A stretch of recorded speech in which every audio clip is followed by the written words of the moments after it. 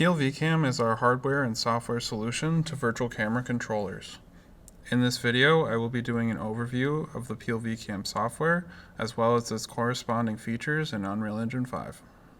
To start, I'll be going over the Peel VCam desktop software. As you can see here, there are a lot of fields and options here. So these all represent different functionality on the controllers. So these bottom 4 buttons or options are actually referring to the bottom 4 buttons on the controllers. This refers to the joystick. Up here we have the button on the back of the controller that you would hit with your index finger. Here we have the button on the joysticks themselves, so if you click the joystick in. Here we have the scroll wheel on the back that you would also probably use with your index.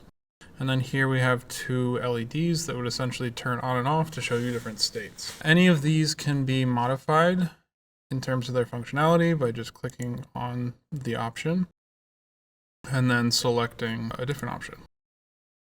For the joysticks, you can actually change which direction is positive by putting it on a different part of that axis. So now rotate Z would be positive going negative in the axis, where I can switch it back for rotate Z to be up. The other nice thing about this software is that all of these buttons or the joysticks can actually be simulated just by clicking and dragging. So this is equivalent to me spinning the joystick. Or for example, this adds landmark, which you can see the landmark is added down here. For the purposes of this tutorial, I'll be using the desktop software to simulate using the controllers, but when using the wireless controllers in the space, you will actually be able to see the joysticks move, the buttons being pressed, etc. Normally, you as the desktop operator would not touch any of these buttons unless the person in the volume using the VCam actually needs a little bit of help, but it's also a good way to go into Unreal and test it. Say if your VCam is at the studio and you're wanting to do some remote work, for example. Moving on, we have our bar here. So this is our list of primes. So when I click these prime up and prime down options, it'll actually change the lens value that you can see here.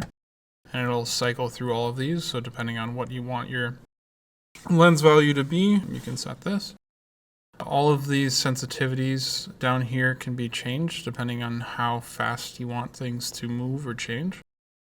For example, if I have lens at 1 and we'll say set zoom to this axis. Now if I go up, it's going to go pretty fast with lens at 1.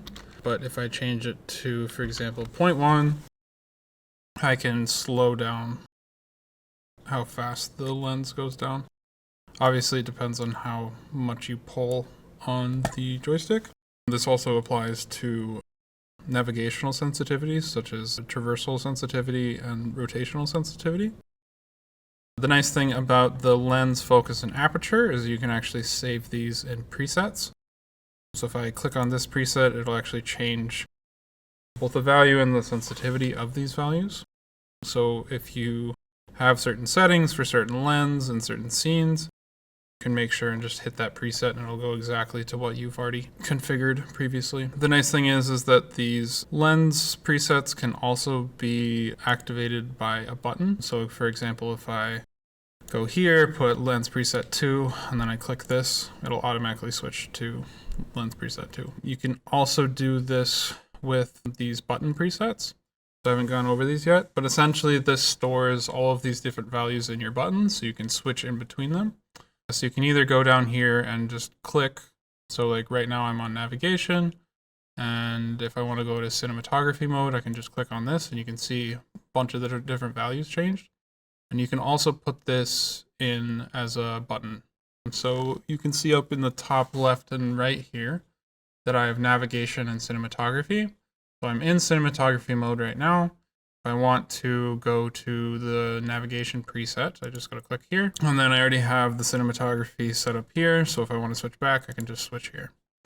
So sometimes people might want to, for example, move in the environment to a spot where they actually want to set up a shot.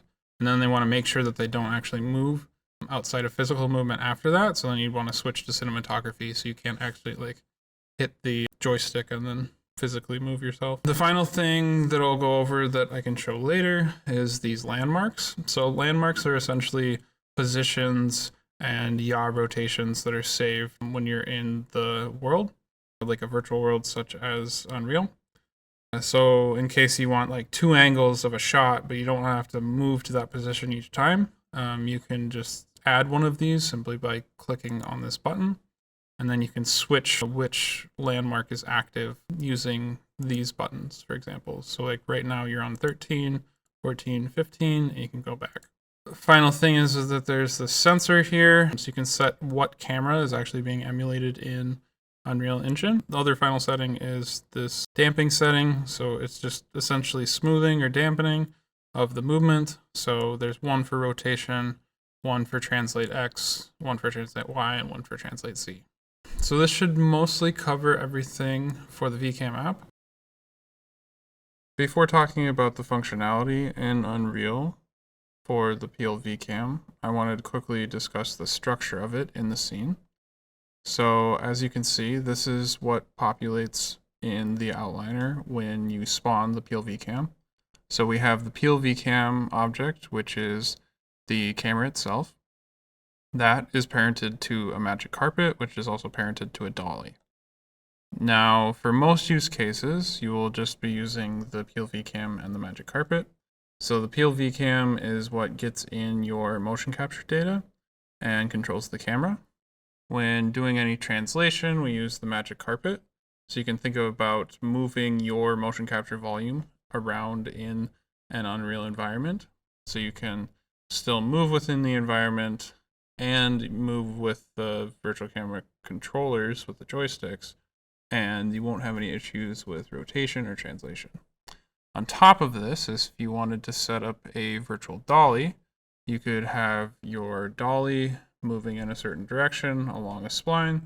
So you could be moving physically in your mocap volume with the Peel virtual camera.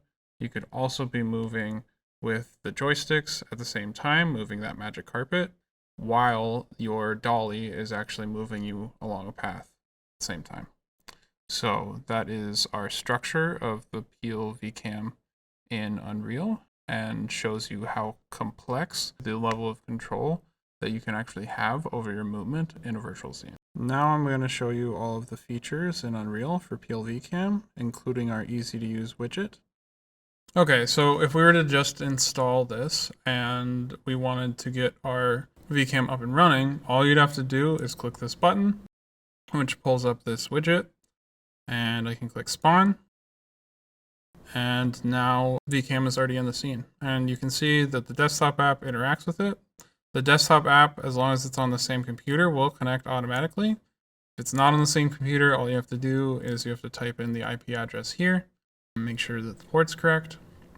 But yeah, other than that, I can eject, I can pilot, I can go to home. So this would just bring you to 0, 0, wherever that is in the scene. And the other nice thing is that if you have Live Link connected, which I do not right now, you can actually select the subject that's coming in to be your subject for the virtual camera.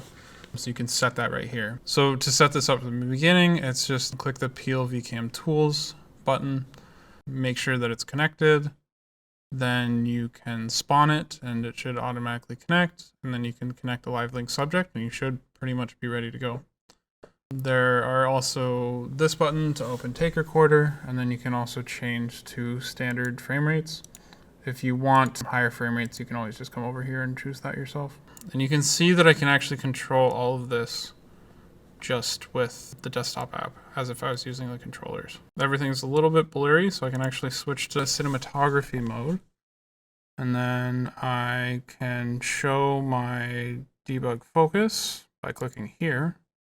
And then I can actually increase this value. Now I have debug focus there, so now I can see more clearly. So I can switch back to navigation mode, and I can actually move closer into this room. Now that I'm in this room, the focus is off again. So what I can do is first I can reset my prime, go to about 40. So say that's where I want my shot, but it's not in focus. I can hit the debug focus Then I can go to cinematography mode. Oop. I think it's behind the wall, so I'm just gonna reduce this value. So now I want to focus on the people, so I can just put this plane as close to them as possible. Oh.